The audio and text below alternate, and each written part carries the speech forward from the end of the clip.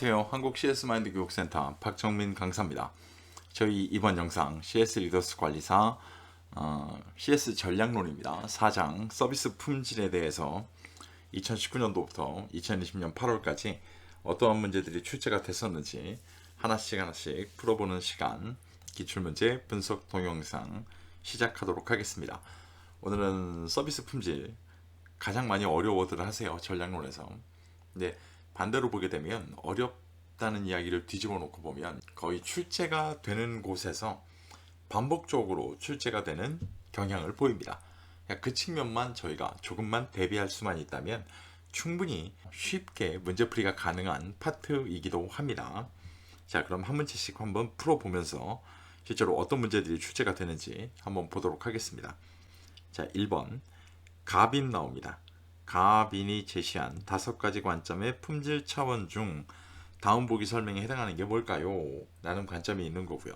아시겠지만 가빈이 제시한 5가지에 대한 측면을 갖고 지금 보게 되면요, 여러 가지가 있습니다만 첫 번째는 저희가 선험적이라는 게 있죠. 선험적 접근이라는 걸 갖고 있고요. 두 번째가 제품 중심적 접근이라는 것도 있습니다. 제품 중심적이 나왔으니까 어떻게 될까요? 네, 제조 중심적 접근도 있고요. 그 다음에 하나 있는 게 사용자 중심적 접근. 그 다음에 마지막에 가치 중심적. 자, 이렇게 5가지입니다. 가빈이 얘기한 게. 그렇다고 보면 이 5가지 중에 한 가지가 출제가 됐습니다.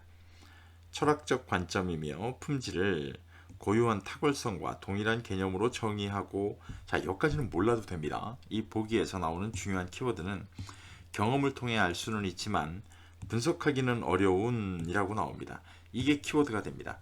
경험을 통해 알 수는 있지만 분석하기는 어려운 이라고 보게 되면 이 키워드로 생각할 수 있는 거 선험적 접근 방법이 되겠죠.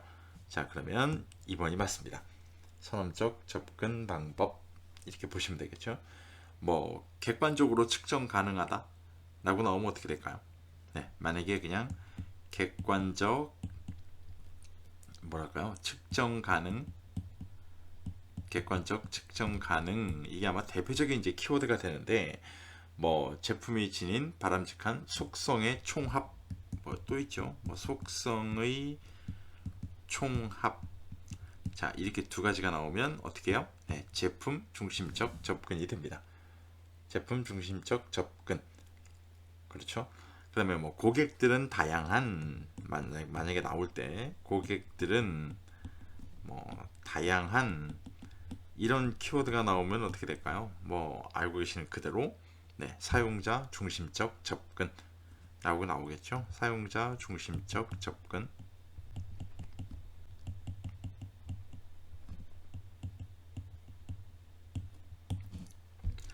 자, 그 다음 뭐가 있을까요? 뭐 제품의 속성을 명세서와 일치되게. 자, 제품의 속성을 명세서와 일치되게 라고 나오면 어떻게 될까요? 이건 지금 만들어가는 거잖아요. 그러니까 어떻게 해요? 제조 중심적 접근. 자, 그 다음 원가와 가격 나오면 원가와 가격이 나오게 되면 가치 중심적 접근. 이 한 문제만 갖고도요, 정말 여러 가지 문제를 출제할 수 있습니다. 그렇기 때문에 한 번 정도는 좀 체크해 놓고 보셔야 됩니다. 특히나 자주 나오는 문제이기 때문에. 다음 문제로 가겠습니다. 2번 그랜루스가 제시한 6가지 품질 구성 요소 중 다음 보기 설명에 해당하는 거. 자, 이번엔 그랜루스입니다. 그랜루스가 제시한 6가지 품질 구성 요소도 굉장히 자주 출제가 됩니다. 일단 한번 볼까요? 자, 보기를 보면 서비스 공급자, 기관의 위치, 운영시간, 종사원, 운영체계 등이 서비스를 받기 쉬운 위치에 존재하도록 설계되고 운영되며. 자, 잘 보세요. 서비스를 받기 쉬운 첫 번째 키워드예요. 위치에 존재하도록 설계되고 운영되며. 자, 첫 번째 키워드. 고객의 바람과 수요에 따라 융통성 있게 조절될 수 있다고 고객이 느끼는 것을 의미합니다. 자, 여기서 보면 위치, 받기 쉬운 위치에 존재하도록 설계되고 운영되며 흔히 저희가 이거 뭐라고 불러요? 네, 접근성이라고 부르잖아요. 아주 간단하게 문제 답이 나옵니다. 그렇게 되면 답은 어떻게 될까요? 네, 접근성과 융통성입니다. 융통성이 어디 나와요? 예, 여기 있잖아요. 융통성 있게 조절될 수 있다고. 뭐에 따라? 수요에 따라. 고객의 바람과 수요에 따라. 자, 이렇게 되기 때문에 접근성과 융통성 이렇게 좀 보시면 되겠죠. 만약에 서비스 회복은 어떻게 될까요? 네, 즉각적 그리고 능동적 이런 키워드가 나올 거예요. 즉각적 그리고 뭐 능동적으로 고객의 문제를 바로잡으려고 노력합니다. 서비스 회복. 그죠? 태도와 행동은 누구 얘기 나올까요? 네, 100% 종사원 얘기 나올 거예요. 종사원 얘기 기억하세요. 종사원 키워드가 나오겠죠. 신뢰성과 믿음 같은 경우는 뭐가 나올까요? 네, 뭐 간단하잖아요. 약속을 잘 지키고, 네, 약속을 잘 지키고라는 키워드가 나오기도 할 겁니다. 전문성과 기술 같은 경우는 네, 문제를 해결하는 이런 식의 키워드가 나올 거예요. 저는 지금 문제를 풀 수 있도록 키워드를 말씀드리지만 전체적인 내용도 한번은 꼭 좀 보셔야 될 필요성이 있습니다. 다음 문제. 2006년 조사 모델 재정립 과정을 통해 발표된 KS-SQI 모델 구성 차원의 과정 영역 중 물리적 환경에 대한 내용으로 올바른 건 무엇일까요? 일단 KS-SQI 모델 같은 경우는요. 우리나라의 서울대학교 이유재 박사와 이준엽 박사를 기억을 좀 하셔야겠죠. 자, 두 분의 기본적으로 나오는 것들을 좀 보실 필요가 있는 거고요. KS SQI 같은 경우는 어디와 어디가? 네, 서울대학교. 그 다음에 키워드가 뭘까요? 어디요? 서울대학교랑 네, 표준협회에서 공동 개발한 거죠. 서울대학교 표준협회에서 공동 개발한. 자, 이 키워드 기억하고 계셔야 됩니다. 분명하게. 실제로 보면 SQI라는 건 원래 있어요. 측정 모델에. 거기에다 이제 우리나라 걸로 바꾼 겁니다. 맞게끔 조정을 한 거죠. 간단하게. 자, 그러면 문제에서 나오는 물리적 환경을 지금 얘기하고 있거든요. 물리적 환경이다 라고 얘기가 되면 간단하게 뭐라 그러냐면 저희가 물리적이라는 말에서 따오는 것처럼 뭐예요? 외형적 단서라는 말이 튀어나와야 돼요. 네, 외형적 단서. 얘가 키워드가 될 거예요. 그럼 1번. 뭐 평가를 위한 외형적 단서. 맞을까요? 네, 1번에 있네요. 천만다행히. 1번이 물리적 환경에 대한 설명입니다. 꼭 기억하셔야만 됩니다. 분명하게. 저 지금 이 문제에서는 뒤에 있는 거 따로 설명 안 드리겠습니다. 여러분들 한 번씩은 찾아보셔야 됩니다. 뭘 의미하고 있는 건지 네 가지가 한번 보셔야만 충분히 기억하실 수 있습니다. 꼭 기억하세요. 다음 문제. 다음 중 서비스 품질 측정이 어려운 이유 대한 설명으로 가장 올바르지 않은 거. 자, 서비스 품질 측정이 어려운 이유 뭘까요? 네, 간단하게 고객이 주관적으로 판단합니다. 주관적으로 판단할 때 누구의 행동을 보고 네, 직원의 행동을 보고 판단하기 때문에 측정이 어렵습니다. 라고 얘기가 되거든요. 그러면 1번. 서비스 전달이 완료되기 전부터 검증이 시작되기 때문에 정확한 시점에 분석하기가 어렵다. 이전부터 검증이 시작된다는 게 잘못됐죠. 서비스는 아시겠지만 비분리성 때문에요. 서비스의 뭐와 생산과 소비가 동시에 일어나 버립니다. 그러다 보니까 이전부터 검증된다는 게 쉽지가 않아요. 이렇게 따지면 이 문제도 1번이 잘못되어 있습니다. 이 문제 같은 경우는 잘 체크하고 보셔야 돼요. 완전히 틀린 말을 하는 게 아니라 전체적으로 나와 있는 워딩에서 전체적으로 문맥만 보게 되면 문맥이 잘못된 걸 골라내기가 어렵습니다. 그렇기 때문에 완전히 기본 개념에 대한 걸 정확히 가지고 계셔야 되기 때문에 이 문제 같은 경우는 체크해 놓으시고 꼭 나머지 보기들 다 해당하는 내용이겠죠. 다 주관적에 대한 내용들인데 같이 한번 확인해 보실 필요성이 있습니다. 꼭 기억하시길 바랍니다. 다음 문제 5번 문제 하겠습니다. 가빈이라고 나옵니다. 가빈 제시한 품질 구성의 8가지 차원 중 신미성에 대한 설명으로 가장 올바른 거, 자, 신미성이라고 지금 얘기하고 있거든요. 신미성 같은 경우는요, 저희가 조금 아는 단어 중에 좀 어렵긴 합니다만, 예를 들어 뭐 사용자의 감각에 소구할 수 있는 내용. 자, 이 소구점이라는 게 있어요. 이 소구점은 영업을 하신 분들은 다 알아요. 이게 기본적으로 이게 어필할 수 있는 뭐 예를 들어서 판매에 도움이 되는 하나의 메리트죠. 메리트. 그래서 이제 저희가 이걸 영업하는 현장에서 뭐랄까요? 불특정 구매 고객 말고 뭐 그분들도 해당하지만 목적 구매하는 분들한테는 이 소구점이라는 교육을 되게 많이 하거든요. 기본적으로 봤을 때 막 요점 정리된 걸 주기도 하고요. 자, 그렇게 따져놓고 보면 1번 같은 경우 기업 혹은 브랜드의 명성에 해당합니다. 이게 뭘까요? 네, 이걸 우리가 인지된 품질이라고 불러요. 인지된 품질. 2번 제품이 가지고 있는 운영적인 특징을 말합니다. 이 운영적인 특징을 뭐라고 불러요? 저희가 네, 이걸 성과라고 부릅니다. 3번 특정 제품이 가지고 있는 경쟁적 차별성을 의미합니다. 이거 뭘까요? 경쟁적 차별성이 키워드일 거예요. 경쟁적 차별성. 얘를 저희가 특징이라고 부르죠. 특징. 운영적인 특징은 성과, 경쟁적 차별성 특징. 자, 그다음 뭐 명성에 해당하는 거 인지된 품질, 사용자의 감각에 흥미를 일으킬 수 있는 내용을 의미합니다. 자, 이게 기본적으로 지금 소구점을 의미하고 있죠. 자, 신미성을 나타내고 있는 설명이 맞습니다. 5번 제품이 고객에게 지속적으로 가치를 제공할 수 있는 기간. 자, 이건 뭐 말 그대로 지속성 나타내고 있습니다. 가치를 제공할 수 있는 기간. 자, 이렇게 특정 키워드를 가지고 문제를 푸는데 활용을 해보시면 충분히 도움이 되실 것 같습니다. 다음 문제. 이번엔 카노입니다. 굉장히 자주 나오는 문제 유형입니다.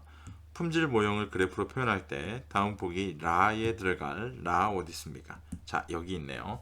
이걸 갖고 지금 물어보고 있는데 아시겠지만 카노의 품질 모형은 5가지입니다. 5가지로 흔히 저희가 매력적 품질 요소, 그 다음에 이론적, 당연적, 무관심, 그 다음에 역품질용. 자, 무관심 쓰고 할게요. 그 다음에 역품질이죠. 역품질. 자, 이렇게 되어 있기 때문에 이 5가지예요. 이 이름을 지금 찾아내라고 얘기하고 있습니다. 자, 하나씩 좀 볼까요?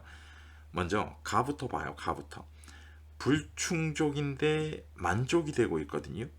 불충족. 충족이 되지 않았는데도 만족스럽다는 얘기예요. 그죠? 그러면 뒤집어서 따지게 되면 충족이 됐을 때 불만족이 터진다는 얘기거든요. 가는 결국 뭘까요? 기본적으로 보게 되면 가 같은 경우는 네, 역품질이라고 하죠. 여러분 알고 계시는, 조금 생각할 시간을 드렸습니다만 역품질. 자, 그럼 반대로 나 한번 볼게요. 불충족이 됐는데도 불만족으로 안 떨어져요. 그죠?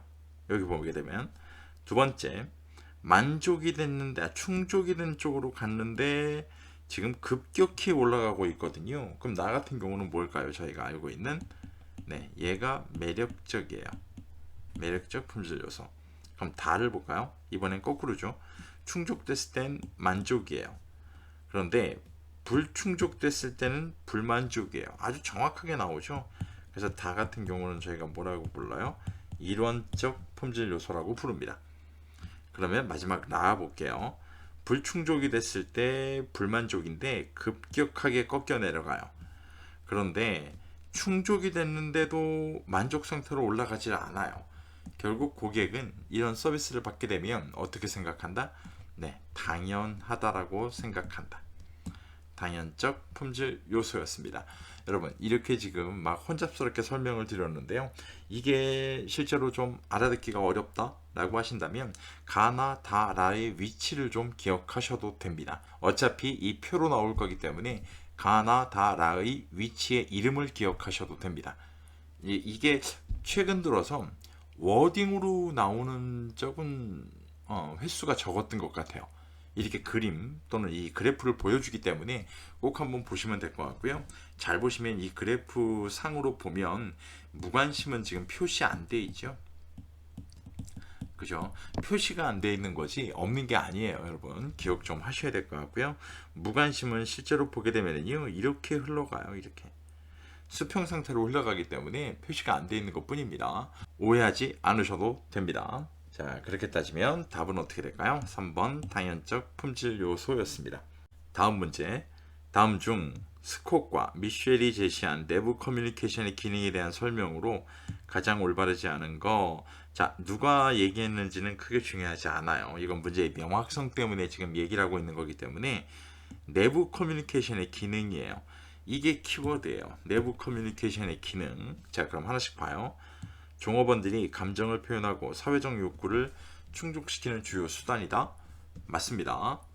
2번 종업원들의 동기유발을 촉진시킨다. 맞아요. 3번 조직 구성원의 행동을 통제하는 기능을 발휘합니다. 자, 행동 통제의 근원이 된다. 맞습니다. 4번 의사결정을 하는데 중요한 정보 기능을 담당한다. 맞죠. 제한된 커뮤니케이션을 통해 무분별한 교류를 억제시키고 의사표현의 다양성을 조절하는 데 기여한다? 이렇게 될 수가 없죠. 분명하게. 자, 5번이 잘못되어 있는 설명입니다. 내부 커뮤니케이션. 다른 키워드를 잡지 않고도 한 번만 쭉 읽어보시는 것만으로도 충분히 답을 유추할 수 있는 거고요. 세 번째 키워드는 문제 보기는 기억하세요. 왜냐면 가장 많이 오답으로 출제가 됩니다. 행동 통제의 근원이 된다. 행동 통제라는 걸 꼭 좀 기억하셔야 돼요. 행동 통제의 근원이 되는 거지 다른 걸 통제하는 근원이 되는 건 아닙니다. 오해 안 하시길 바랍니다. 8번 문제 보도록 하겠습니다. 다음 중 자이다물 굉장히 유명하신 분이죠. 저희가 알고 있는 파라수라만, 자이다물, 베리 이렇게 피집이라고 저희가 부릅니다. 제시한 지각된 서비스 품질의 성격으로 가장 거리가 먼 거. 지각된 서비스 품질의 성격. 이게 키워드겠죠. 지각된 서비스 품질의 성격. 자, 이렇게 보면 1번 서비스 품질은 서비스의 구체적 속성이라기보다는 매우 추상적인 개념이다. 맞습니다. 왜냐하면 주관적이라는 고객의 입장이 들어갈 수밖에 없으니까요. 자, 그렇게 이해를 좀 하시면 되죠. 2번 서비스 품질은 고객의 여러 서비스들 간의 오타입니다. 오타. 여러 서비스들 간의 상대적 우월성 또는 우수성을 비교함에 따라 고저로 평가된다. 맞나요? 맞습니다. 설명 맞아요. 오타만 있을 뿐이지 설명은 맞아요. 이건 제 오타입니다. 문제 오타가 아니라. 3번 서비스 품질은 태도와 유사한 개념으로서 전반적인 평가다. 태도와 유사한 개념 맞습니다. 4번 서비스 품질의 평가는 대개 절대적, 주관적 개념으로 이루어진다. 자, 여기서 잘 보셔야 됩니다. 이거 제가 분명히 고객이 주관적으로 판단합니다 라고 되어 있잖아요. 그런데 주관적이란 말이 있어요. 그럼 이 문제는 안 틀린 걸까요? 제가 희한한 말을 하죠. 안 틀린 걸까요? 아니요. 절대적이라는 말이 잘못됐어요. 절대적이 아니라 항상 뭐라 그래요? 비교 개념으로 봐야 되거든요. 비교. 그래서 저희가 배우신 게 뭐예요? 기본적으로 너랑 나랑 비교한다. 그래서 배우신 게 공정성 이론이잖아요. 그죠? 자, 이렇게 되다 보니까 기본적으로 절대적이라는 워딩이 잘못된 거예요. 뒤에 있는 주관적이라는 워딩이 잘못된 게 아니라 절대적이라는 워딩이 잘못된 겁니다. 이 문제는 지금 굉장히 어려웠던 문제죠. 실제로 보게 되면. 그래서 꼭 한번 체크해 보셔야 됩니다. 꼭 기억하시길 바라겠습니다. 다음 문제입니다. 9번 서브컬의 5가지 품질 차원 중 고객을 도와주고, 자, 키워드입니다. 고객을 도와주고 즉각적으로 서비스를 제공하려는 의지에 해당하는 거. 즉각적으로 서비스를 제공하려는 의지까지 같이 볼까요? 자, 키워드입니다. 고객을 도와주고 즉각적으로 서비스를 제공하려는 의지라는 거 보게 되면 저희가 뭘 유추할 수 있습니까? 서브컬의 5가지 중에 응답성을 유추할 수 있습니다. 응답성. 자, 이렇게 되면 응답성은 또 영어로 나왔네요. 답이 뭘까요? 네, response라는 게 나오죠. 제가 다 읽진 않았습니다만 영어가 나왔는데 영어 발음이 잘못되면 이상하잖아요. 그래서 영어가 나오면 웬만하면 좀 회피를 하겠습니다. 자, 응답성을 찾을 수 있는 문제 유형이었습니다. 꼭 기억하시길 바랍니다. 자, 그럼 첫 번째 나와 있는 게 저희가 알고 있는 공감성이죠. 자, 끝까지 읽진 않을게요. 공감성. 자, 공감성은 키워드가 결국 뭐가 나올까요? 제일 중요한 게 의사소통이라는 키워드가 분명히 나올 거예요. 의사소통. 그 다음에 뭐 개인적 관심 이런 게 나오겠죠. 뭐 여기 보면 개인적 관심. 자, 이런 걸 저희가 공감성이라고 불러요. 두 번째 있는 게 신뢰성이죠. 신뢰성 같은 경우는요, 아마 아시겠지만 신뢰성 다 써드릴게요. 신뢰성은 키워드가 결국 뭐가 나와요? 신뢰성 같은 경우는 네, 약속이라는 게 나와요. 5가지 차원 중에 가장 중요하다고 나오는데요. 얘는 약속이라는 키워드가 나올 거예요. 신뢰성. 자, 세 번째 있는 게 유형성이에요. 아시는 것처럼 얘는 유형성이라고 지금 불러요. 저희가 유형성 같은 경우는 키워드가 결국 뭐가 나와요? 네, 물리적이라는 표현이 꼭 나올 거예요. 워딩이. 이게 굉장히 중요한 거죠. 시절 봤을 때. 4번은 아시는 것처럼 확신성이에요. 확신성은 꼭 조심하셔야 되는 게 뭐가 있냐면 기본적으로 봤을 때 이 믿음과 확신, 뭐 그다음에 종업원, 자 이런 게 나와요. 믿음, 확신, 그다음에 뭐 종업원 설명이 나온다는 거 꼭 좀 기억하셔야 될 것 같습니다. 여기서 마지막으로 꼭 아셔야 되는 거 뭐가 있어요? 네, 유형성에서 물리적이라고 제가 나왔는데요. 꼭 요 주의하셔야 되는 거 커뮤니케이션 자료의 제공이라는 게 나와요. 커뮤니케이션 자료라는 거 잘 보시면 커뮤니케이션 같은 경우는 제가 아까 키워드가 공감성의 의사소통 말씀드렸잖아요. 근데 여기는 중요한 게 자료라는 게 꼭 딸려가요. 흔히 저희가 알고 있는 뭐예요? 유인물 같은 거죠. 홍보물 같은 거야. 이 관점으로 생각하셔야 되기 때문에 유형성에 해당한다는 거 꼭 잊지 마시길 바라겠습니다. 자, 오늘 마지막 문제입니다. 10번 문제입니다. 다음 중 카노의 품질 모형의 장점에 대한 설명으로 가장 거리가 먼 거. 자, 장점 물어봅니다. 장점. 자, 그럼 하나씩 볼까요? 거래, 트레이드오프 상황에서 중요한 가이드라인을 제공합니다. 맞아요. 2번, 품질 속성이 지닌 진부와 경향을 설명할 수 있는 단서를 제공합니다. 맞아요. 아까 잠깐 보셨지만 매력적 품질 요소에서 실제로 이론적, 그 다음에 단연적으로 변해가는 현상, 뭐가 시간의 흐름에 따라 경과라고 이제 나오는데 시간의 흐름에 따라 매력적이었다가 이론적, 당연적으로 가는 걸 저희가 진부화 현상이라고 부릅니다. 3번, 제품과 서비스에 대한 소비자의 요구에 이해를 도와 소비자 만족에 가장 큰 영향을 주는 특성을 규명할 수 있다. 맞습니다. 4번, 만족, 불만족이라는 주관적 측면을 배제하고 궁극적으로 물리적 충족, 불충족이라는 객관적 측면을 고려하여 대응할 수 있다. 맞나요? 네, 여기서 지금 보게 되면요, 배제한다는 말이 맞지가 않아요. 네, 이런 배제가 아니고요, 함께 고려해야 돼요. 함께 고려해야 된다라는 설명 때문에 4번이 잘못되어 있는 설명입니다. 5번, 기술적 또는 재정적 문제로 인하여 서비스와 제품을 동시에 프로모션 하지 못할 경우 고객 만족에 더 많은 영향을 주는 방향으로 결정할 수 있다. 맞는 설명입니다. 자, 이 문제 같은 경우도 체크해 놓으십시오. 아마 여러분이 공부하시는 기본서에는 4가지의 두꺼운 글씨로 나와 있을 겁니다. 그래서 그 관점을 꼭 좀 한번 확인해 보시면 될 것 같습니다. 오늘 전략론 4장 문제 서비스 품질에 대한 10문제를 풀어보셨는데요. 여지껏 보셨던 기출문제 풀이하고는 조금 다르죠. 시간도 굉장히 오래 걸리고요. 굉장히 내용 자체가 전문 용어들이 많이 포함되어 있는 보기가 많이 나옵니다. 쉽지 않습니다. 하지만 문제를 반복적으로 보시다 보면 지속적으로 어떤 문제가 반복적으로 출제된다라는 건 충분히 보실 수가 있습니다. 이렇기 때문에 포기해야 할 챕터가 아니라 꼭 봐야 할 챕터입니다.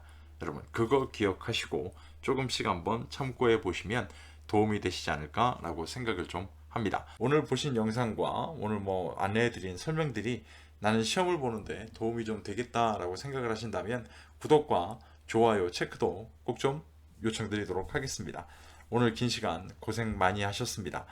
고맙습니다.